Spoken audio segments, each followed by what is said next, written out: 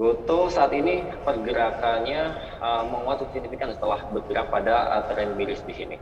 Nah, yang terjadi kemarin fenomena pada saham Goto adalah kesempatan investor untuk buy on dip aja sih Mbak. Setelah memang pergerakan dari saham-saham teknologi yang dihajar habis-habisan hingga ASB 5 hari terus seperti halnya Goto kemarin situ. Nah ini mungkin hanya sebatas dari buy on dip aja untuk dari Goto itu sendiri. Namun untuk sentimen kedepannya sih saya belum lihat ada sesuatu yang menarik untuk Goto itu sendiri sih Mbak. Oleh karena itu penguatan yang cukup signifikan kemarin di saham Goto hampir 25%.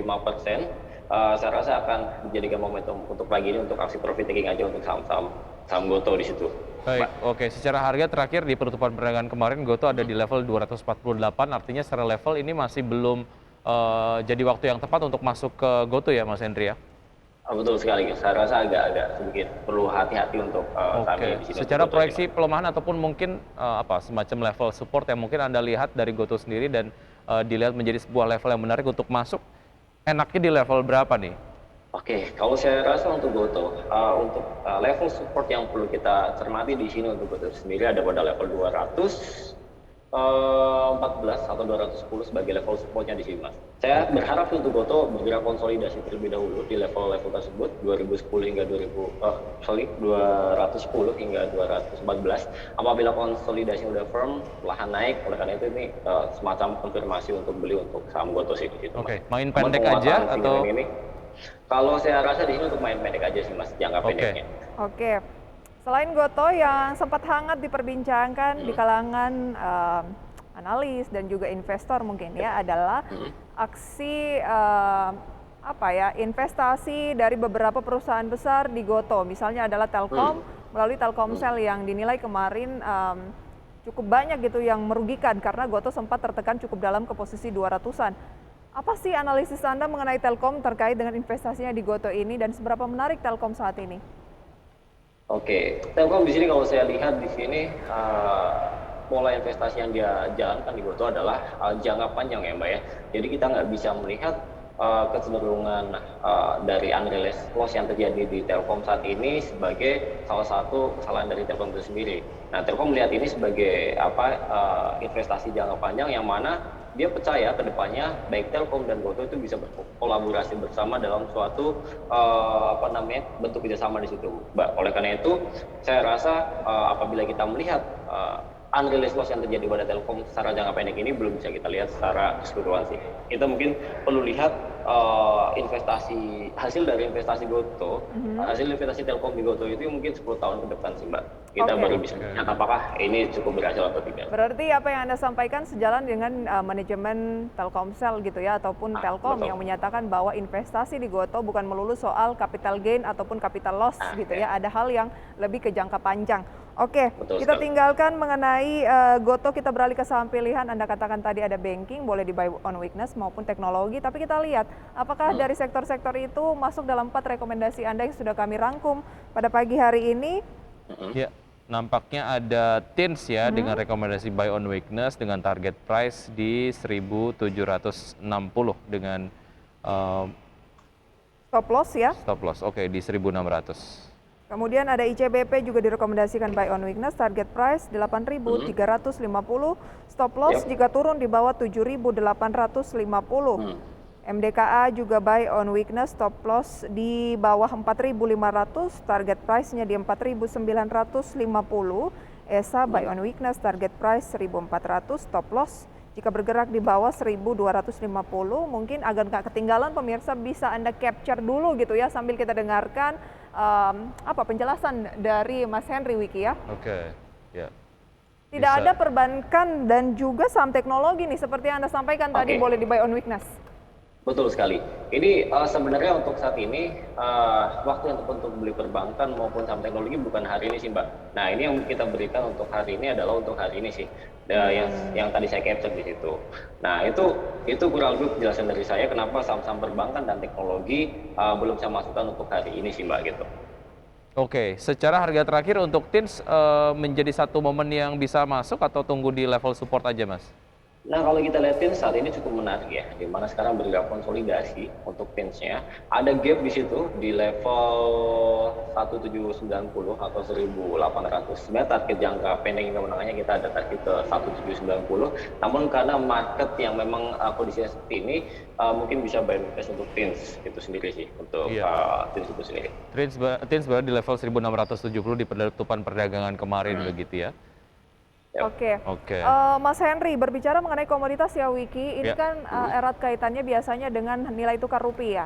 Harusnya kan kalau basisnya ekspor akan menguntungkan di tengah rupiah yang melemah terhadap dolar Amerika Serikat. Anda melihat ini akan berpengaruh juga ke Tins? Oke, kalau kita lihat ke Tins ya, mengingatkan juga salah satu pangsa pasarnya adalah untuk ekspor juga. Nah, hal ini secara jangka pendek ini kalau kita lihat di kuartal 1, tren kuartal 2 masuk kuartal 2, tren dari pelemahan rupiah ini baru terjadi. Kendati sebelumnya kalau kita lihat di kuartal 1 itu rupiah itu mengalami penguatan. Nah, hal ini bisa saja atau kalau kita lihat menjadi salah satu beban dari Tins itu sendiri. Sehingga ketika beban dari kurs ini meningkat, saya rasa akan mengurangi laba bersih yang akan diterima oleh Tins itu sendiri sih, Mbak. Tapi overall kalau kita lihat dari performa kinerja Q1 kemarin cukup memuaskan untuk Tins ya. Bahkan dari laba bersihnya naik kurang lebih 5.000% di situ untuk laba bersihnya. Baik, secara teknikal dan juga secara fundamental dinilai menarik sehingga kemudian Anda merekomendasikan buy on weakness begitu ya. Oke, dari Tins kita menuju ke ICBP dengan rekomendasi yang sama, buy on weakness. Apa yang Anda bisa analisa dari ICBP sendiri? Mas Henry, ini terkait dengan apa yang terjadi di beberapa waktu yang lalu di mana pemerintah India memutuskan untuk menyetop ekspor gandum begitu, tapi ini memang sudah disampaikan bahwa memang dampaknya nggak terlalu signifikan terhadap Indonesia begitu ya, apalagi Indonesia punya sumber supplier gandum yang lain yang memang secara volume lebih tinggi. Nah, ICBP seperti apa analisanya? Kalau saya lihat bagaimana pengaruhnya dari kebijakan dan India itu sendiri ke ICBP, saya rasa ICBP di sini nggak begitu signifikan ya, karena memang kalau saya lihat dari bisnisnya, ICBP itu mempunyai bisnis dari hulu hingga hilir ya untuk ICBP itu sendiri. Oleh karena itu, kebijakan ekspor yang dilakukan oleh India ini tidak berpengaruh cukup signifikan untuk kelangsungan dari inventory atau supply atau persediaan yang dimiliki oleh ICBP itu sendiri untuk didistribusikan ke Indofoodnya di situ. Nah, itu pertama, tidak begitu signifikan. Nah, namun kalau kita lihat mungkin ICBP di sini sebagai instrumen investasi di saham konsumen sebagai pilihan saham defensif sih, Mas. Kita lihat dari fundamental sebagai saham defensifnya ketika market bergejolak seperti ini. Nah, kita lihat dari perspektif teknikal untuk ICBP saat ini, kita lihat karena ada tendensi untuk pola pattern cup and handle ya ini, apabila dia itu break di level 8.500 ada tendensi akan menguat menuju level resistance 9.300, dan ini time horizonnya agak jangka menengah hingga panjang sih untuk ICBP itu sendiri sih, Mas. Ada potensi ke 9.000-an ya? Ya, tapi harus break dulu di level 85 di situ. Oke. Untuk ICBP.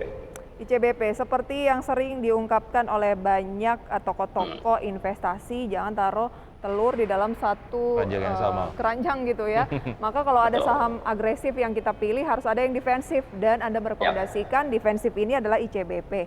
Kenapa bukan Unilever yang selama 1 pekan terakhir sudah naik 15% menghalau IHSG. IHSG-nya turun, Unilever-nya malah berbalik arah ataupun anomali. Oke, ini Unilever kalau kita lihat ya Mbak ya, ini secara jangka panjang masih oke sebenarnya. 11-12 dengan ICBP, namun secara jangka pendek di sini saya lihat ada sebetulnya overbought ya, atau jual beli di sini. Oleh karena itu ada ketakutan bagi saya untuk terjadi aksi profit taking jangka pendek aja sih untuk Unilever gitu. Namun kalau kita lihat secara fundamental, Unilever juga merupakan bagian dari salah satu pilihan untuk investasi jangka menengah ya panjangnya untuk Unilever. Kita targetkan untuk Unilever di report kita kurang lebih di harga 6.200 secara jangka menengah hingga panjangnya untuk akhir tahun ini. Targetnya itu ya 6.200. Ya, 62 ya. Oke, itu adalah level tertinggi selama 1 tahun terakhir ya. Oh yes, betul.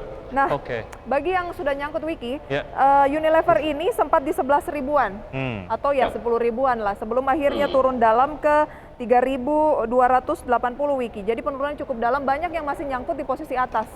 Nah, jadi gimana tuh Pak? Yang masih nyangkut di atas posisi 6.200 sebagai target Anda tadi, apakah sebaiknya di hold? Nah, kalau kita lihat saat ini ya, saya rasa untuk gold dengan tawaran untuk average ini untuk Unilever-nya sih. Nah, namun average yang saya sarankan di sini yaitu berada pada level support kurang lebih di 46 hingga level 5 ribuan sebagai level akumulasi untuk Unilever. Apabila Unilever naik signifikan, secara jangka pendek saya rasa untuk jangan kejar terlebih dahulu karena ada potensi untuk terjadi koreksi sehat terlebih dahulu di situ. Namun apabila dia itu bermain-main di level 46 hingga level 5.500 dan itu konsisten cukup lama, saya rasa Unilever menjadi salah satu bagian dari apa namanya untuk investasi jangka menengah hingga panjang kita untuk pilihan sahamnya Unilever. Baik, oke. Dari ICBP dan juga Unilever kita menuju ke saham yang Anda rekomendasikan berikutnya, ada MDK dengan rekomendasi buy on weakness. Seperti apa analisa Anda, Mas Henry? Oke, kalau kita lihat MDK ya, MDK sekarang bergerak konsolidasi setelah menembus apa namanya uptrending channelnya ya, menjadi breakdown maksud saya di situ, dan mencoba untuk terjadi pullback untuk MDK. Nah, MDK kalau kita lihat jangka pendek hingga menengahnya sebenarnya ada tendensi untuk kembali ke level uptrending channelnya menuju level resisten 5.120 dan level 5.470 sebagai level resisten untuk MDKA. Namun karena kondisi market seperti untuk pagi ini kemungkinan besar MDKA saat ini akan bergerak konsolidasi terlebih dahulu di level-level saat ini sih. Oke, target masih akan konsolidasi ya? Ya, secara harga ada di level 4.750, Anda secara target MDK sendiri ada di level 4.950 ya. Baik. Ya, menariknya di situ ada gap ya, ada gap di level 4980 untuk MDK itu sendiri sih. Biasanya gap tersebut tertutup juga. Manfaatkan gap ya. Ya, betul sekali. Kalau 4950 bisa tercapai, peluang selanjutnya MDKA bisa ke berapa? Tadi saya sebut di MA apa namanya MA 200-nya, MA 20-nya di level 5140, saya ralat tinggal level 5500 untuk level resisten selanjutnya untuk MDKA. Kembali ke uptrending channel-nya. Sekarang kita lanjut ke ESA ya, dengan target price di 1400 dengan stop loss di 1250. Seperti apa, Mas? Oke, kita lihat ESA ya Mas ya. ESA menariknya adalah sekarang bergerak konsolidasi. Konsolidasi dari level support 1140 hingga level resisten di level 1400. Nah, ini ESA kita bisa cermati untuk jangka menengah hingga panjang. Ada pattern cup and handle di sini. Apabila ini level 1500 terjadi breakout untuk ESA, ada potensi bagi ESA akan bergerak ke level resisten 1800 sebagai level resistennya untuk ESA. Itu untuk apa namanya estimasi kita secara jangka menengah hingga panjang di sini. Karena sekarang juga kita lihat ESA bergerak pada masa uptrend, berada di atas level moving average 5, moving average 20, 100 hingga 200. Ini cukup menarik untuk investasi. Level berapa, Mas Henry? 1.700 hingga 1.800. Oke. Pembukaan perdagangan hari ini ESA terus anjlok 5%. Di bawah level support Anda atau level cut loss Anda. Anda katakan tadi ya kalau dia di bawah 1250 stop loss. Sekarang 1235. Memang masih sangat early gitu ya, masih pembukaan banget gitu. Masih banyak hal masih bisa terjadi sepanjang perdagangan. Tapi gimana nih kalau udah di bawah 1250? Oke, kalau memang sudah berada di 1250 kita wait and see terlebih dahulu. Tunggu pullback-nya di atas level tersebut, di atas level 1250-nya terlebih dahulu, Mbak. Seperti yang tadi saya katakan di sini, strategi yang digunakan adalah buy on weakness untuk saham ESA itu sendiri untuk hari ini jangka pendeknya. Namun jangka menengahnya kita lihat masih ada potensi pergerakan uptrend.